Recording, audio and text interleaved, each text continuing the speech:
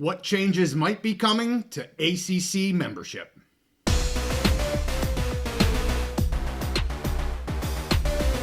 Conference realignment is always in the news, so we're back on the Big Mountain.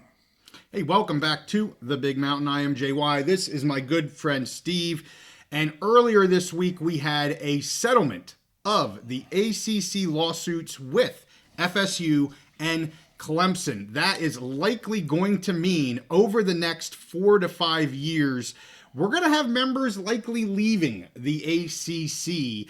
We're not sure exactly when that'll happen, but I think, Steve, you wanted to have a discussion on maybe who's more likely than not here. So how do you want to go through this? Yeah, so I came up with a list of my top 10 most likely to leave by 2031. Mm-hmm. I have some reasons behind each, and then I think after you saw my list, you came up with a rebuttal list. So I did. I will rebuke everything that you. Well, not everything. I think we agree on most of it. Little bits of changes here and there, but we gotta have disagreement, or it's not that fun. I agree, indeed. All right. So this is again current ACC members most likely to be gone from the ACC by 2031. Yeah. I may put in little nuggets that I think some of these schools are likely to be gone years before that. But at least we're going, through kind of what everyone knows, the 2030, 31, which is when that huge kind of time frame for new grants of rights with the Power 2 is going to be ongoing. So that's why we're using 2031. Yep.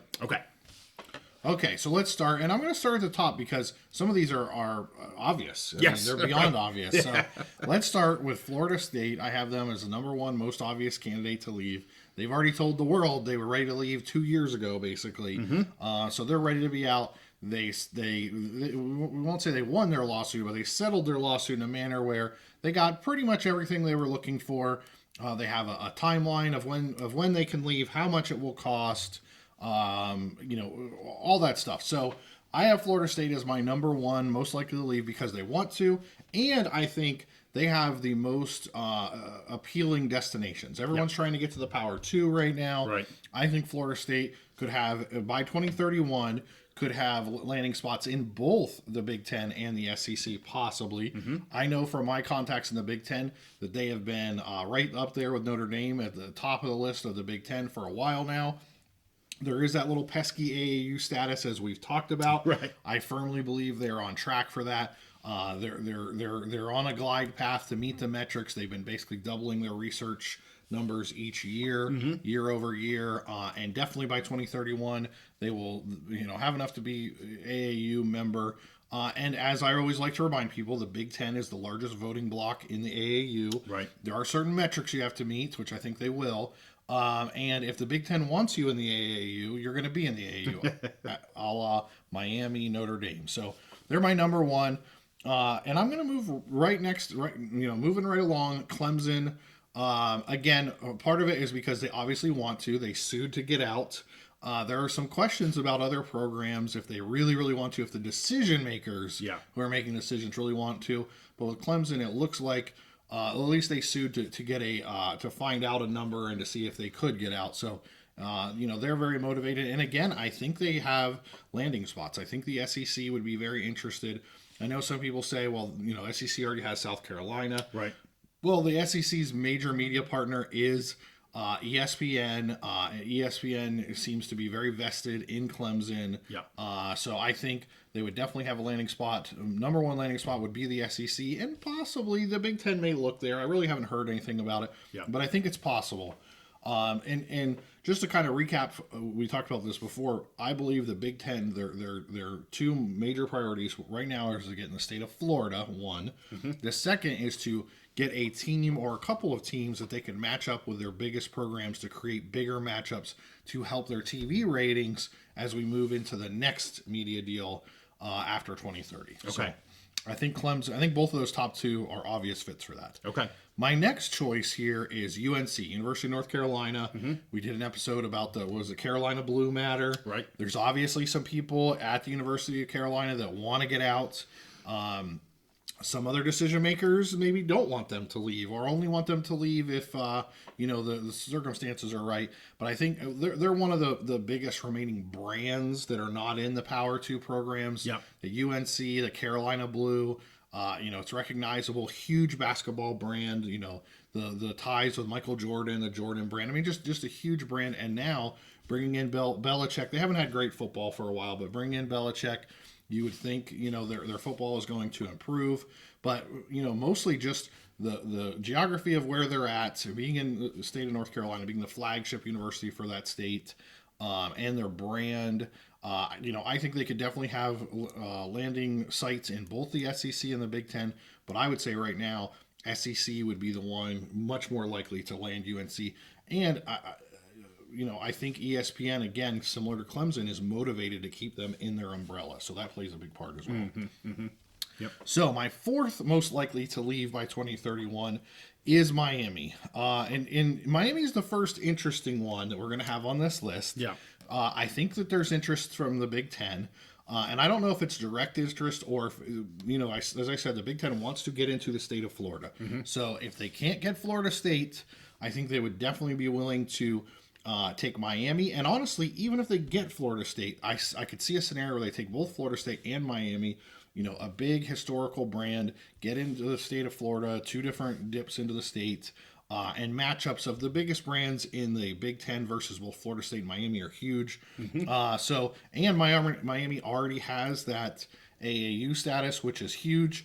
And I'll add a third thing in here that I haven't touched on yet. We've talked about the Power 2, and, because all the teams want to get to the Power 2. I could definitely see a scenario, Miami is one of a few schools, where if they didn't get the invite to the Power 2, I don't think they're going to want to stay in the ACC. I could see the Big 12. We could see a scenario where the Big 12 tries to come in and pick at the carcass of the ACC after the Power 2 raids them. And if they were to try to do that, I think Miami would be a big target of theirs. Yep. They already have UCF. This would be another big brand in the state of Florida. Yep. One of those schools where they're maybe not quite as wanted as those top schools, but I think that they could have 3 possible destinations. So, okay. The next one, NC State. I'm making them the next most likely, mostly just because I think their only landing spot is in the SEC. But I think more and more it looks like they, if you want UNC, you're probably going to have to take it NC State unless the politics in that state change. Right. So I saw someone, I think it was David McKenzie on Twitter, said they might be basically a politically protected species at this point, the Wolfpack. So I'm making it my number 5 because I think there's a very good chance UNC goes to the SEC, and if so, if they're politically protected, they may come along and get that, second, the get out of jail free card or the golden ticket to ride along, kind of like somewhat similar to UCLA riding along with USC, although I would say UCLA bigger brand than NC State. Sure. Yeah. Okay, next most likely, and this might surprise some people.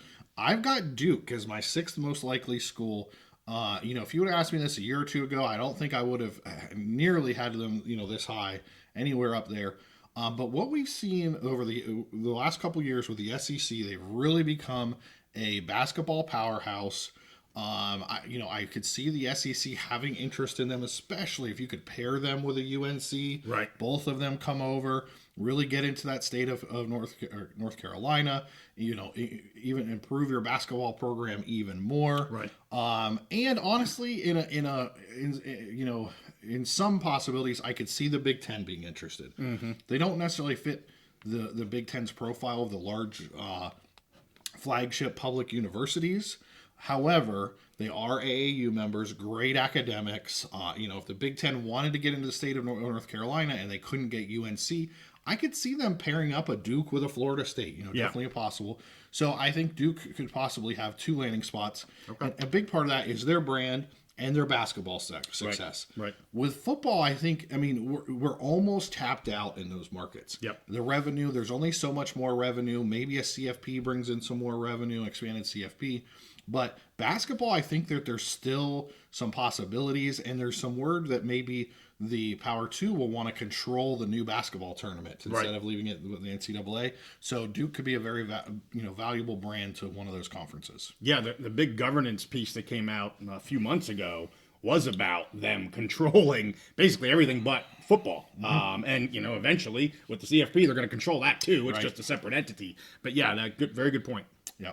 So the next one, and we're really getting down on the list here because I wanted to do a top 10. Yeah. I have Virginia as number 7. I think, you know, the SEC could have some interest there, maybe wanting to get up into that state. You know, they don't bring a lot as far as like football numbers, viewership, or success. But the SEC, they already have so many good football teams. I think they could, they could weather that. It's not as important. So I have them on the list as a possible, and even the Big Ten. You know, if they wanted to come down, we talked about them maybe wanting to come down the I-95 corridor. Virginia is fine. It's the flagship university in the state of Virginia. Great academics. They are AAU members. So I could see them having a landing spot in both. Yeah. And that leads me to my next school, Virginia Tech, okay? And more of a tag along. If Virginia were to get a invite to the SEC, I think Virginia Tech might be a tag along with them, similar to North Carolina State and UNC. Yeah. But if Virginia Tech got left behind and maybe they weren't politically protected like an NC State, right, I could see them, they're my second school after Miami, as, you know, if Virginia left and went to the SEC, maybe Virginia Tech would be willing to be poached by the Big 12. They have some natural rivals over there. You know, it could be, you know, in West Virginia and some of the other schools, so it could be interesting. So I could see a couple potential landing spots. Okay. Now for my last one here, I really had to scrape the bottom of the barrel here, but I wanted to throw these two schools in. I have Stanford and Cal as numbers 9 and 10. I've seen some people suggest that it's still possible they might get a Big Ten invite. You know, Cal, you know, meets the criteria for the Big Ten. Of course, a large public school, flagship university with a system in California. Sure. Great academics. Both of them are AAU members and just fine research universities, great universities. You know, not necessarily great in football, but Stanford in particular has been great in all the other sports, the Olympic sports. Yes. So they bring a lot. With them, they're just in such a unique situation. Yeah. I could see if the ACC were to kind of fall apart, which I don't think is going to happen. But if the ACC was to fall apart, or a lot of the schools that Stanford and Cal wanted to be with, they could look for an exit strategy. Maybe their value would increase enough that the Big Ten would look at them. I kind of doubt it. I also think there's a possibility they could go the independent route. Okay. The two of them together, they could schedule each other. They could do a home and home, kind of like Oregon State and Washington State did, and probably put together a schedule of some West Coast teams still play, like Notre Dame and stuff. Right. So, you know, they could go independent together, basically. And far-fetched scenario, I totally get it, but the last option for them is they may run out of options. You know, if the ACC falls apart, they may have to go back to the place where they said they would never play with those schools and go back to the Pac. Right. You know, it is a possibility. If it just gets to be where it's the ACC falls apart, it's not viable for them to play in a national conference, sending their teams across the country, and they're just like, well, hey, if we're going to if we're going to be in a conference, we'll be in a conference with some other West Coast teams, if for nothing else, to reduce some of these travel costs. So those are my top 10 most likely to leave. Well, can I say something about the Calford six? Yes. Wouldn't it be ironic, and I'm sure a lot of Beavs and Cougs fans would love to, you know, probably see this, and I'm not saying it's going to happen, but to have Stanford and Cal come crawling back. Well, come crawling back, but be the left out of the party. Yep. The last to be still going around the, you know, musical chairs without a seat because of the 8 you named before them. Yep. If they all go first, I mean, they're not going to stay in an ACC conference with, hell, even 5 of those schools leaving. And at that point, you're comparing the ACC to the Pac-12, who's a G7 conference, or 8, depending on what happens with the Big 12. Right. They're going to be like, I'm not spending all this money on travel to be in exactly the same situation that I could be in with the Pac. Yep. And, you know, just a kind of ironic that potentially in 5, 6, whatever it is years, that they see themselves in the same situation that they put the Beavs and the Cougs in here just a little bit ago. And not just them, other schools as well. But, I mean, that could absolutely be a scenario. And if that were to happen, it would be really a case of, you know, 2 schools having wine tastes on a beer budget kind of thing. Yes. Where, you know, they think they're too good for the Pac, they're too good for but then they may just say we're too good for these people, too good for, and then look around and there's nobody that wants them anymore. Exactly. It could be they're in a very precarious position. Yes. And so that's the only reason I threw them on there, because I don't think they're looking to leave. I think Right. they would love the ACC to stay where it is now, Right. continue to do this, but obviously, the likelihood of the ACC staying where they are right now is not very high. Well, the only thing, and we're not getting into backfills. That's going to be the next episode that we do, backfills. But is there anything with Stanford and Cal supporting them more on the West Coast? I don't know. Well, again, that's not for this episode. Yeah. I want to throw up Steve's list here real quick, and then I am going to rebut some of the items that he said. So here's Steve's list.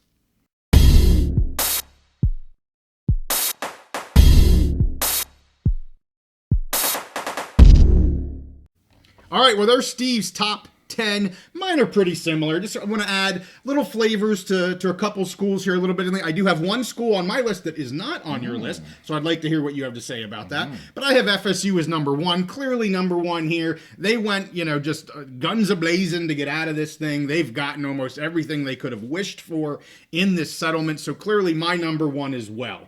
I don't have Clemson as number two just because I'm a little, and you've talked about this, I'm a little unsure of the landing spot. I'm not saying they don't have one, but my number two is UNC because I do think they have a landing spot. I think they are I think they're equally as likely to get out of this conference as FSU is. And because of the Carolina Blue matter, we know they were headed down that same path legally, and then they could pull things back. But man, they were going guns a-blazing too. They were doing it under the cloak and dagger method, if you will. But so I had FSU and UNC. They're my 1 and 2 because I think they are both absolutely out, and I think they're out well before 2031. I'm going to throw that out there. I know we're doing 2031. I think they're out well before it.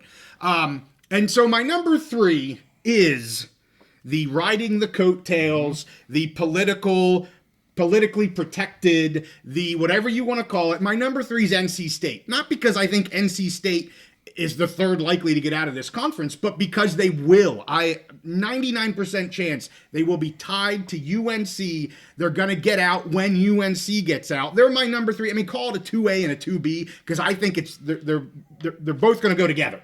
So that's the only reason I have NC State as 3. It's not because they themselves could get out on their own, but hey, when UNC goes, they go. And like I said, FSU, UNC, bam, they're the top 2 without a doubt.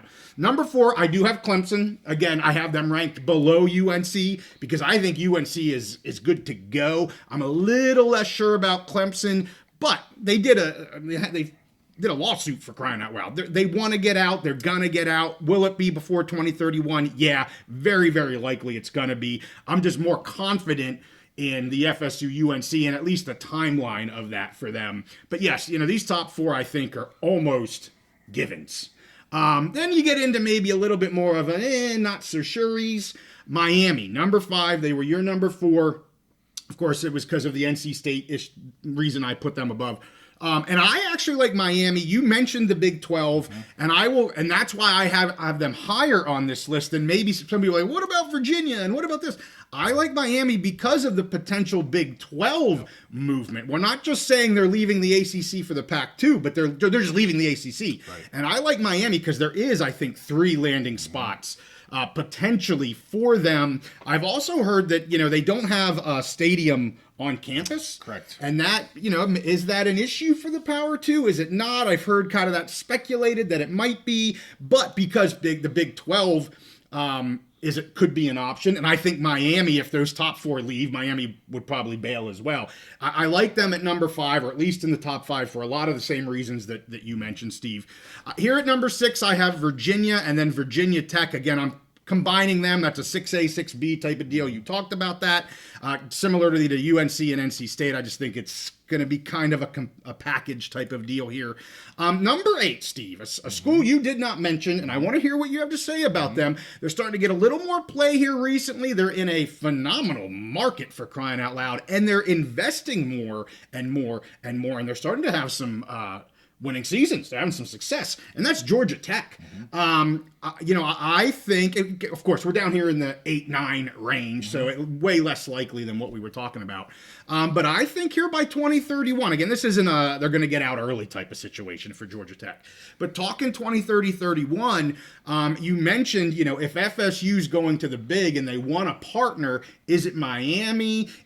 You mentioned Duke, and I'm going to throw in Georgia Tech. I have Duke at number 9. I actually ranked Georgia Tech just above Duke because of the football success that they're beginning to have, the money they're putting into the program, the Atlanta area. I just like Georgia Tech better than Duke. Not a knock on the Blue Devils, but I think there's way more upside there if they get the proper funding. So what are your thoughts on Georgia Tech since they didn't come up? Let me save that until you finish your list. Okay, so Duke is number 9. I don't have much to say. And I pulled a wise guy. I put a Calford in at 10. I tied them together. It's exactly what you said there. They're going to go, you said independent possibly together. So I've got, of my 10, actually 11 schools, I have 6 of them tied to one another, right? Well, not to one another, but I kind of have 2-for-1 deals on 6 of the 5. So I copped out. I put a Calford down there as 10. I don't have much to say about him. We kind of already talked about him. So with that, Steve, what are you thinking about Georgia Tech? So I got 2 points to make. Go. One, I cheated.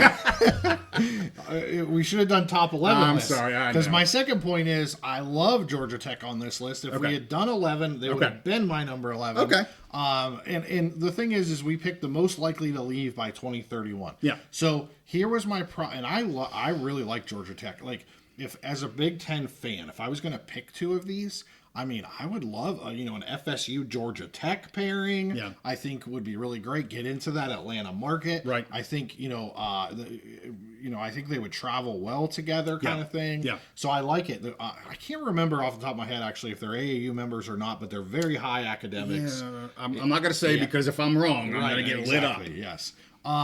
But I love them. I would have had them at 11. Here was my issue. So I got down to, I had NC. So I had 11 schools. I'm trying to pare it down to 10. Okay. And I only had 2 schools that only had 1 landing spot. And that was NC State with the SEC. Right. Georgia Tech with the Big Ten. Okay. And so my tiebreaker was, well, NC State is being pulled along by UNC, who I think is going to move. Right.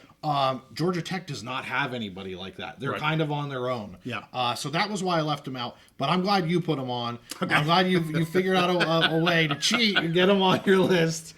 Because I wanted to put them on mine because I think they would be, again, as a Big Ten person, if I was picking, I love a Florida State Georgia Tech combination coming to the Big Ten. So I'm glad you put them on. Well, and I did cheat. I got your list first, and then I made my list. So in fairness to Steve, I got the answers before. And this was his list that started. So again, let me put these up. You can compare our 2 lists, and here they are.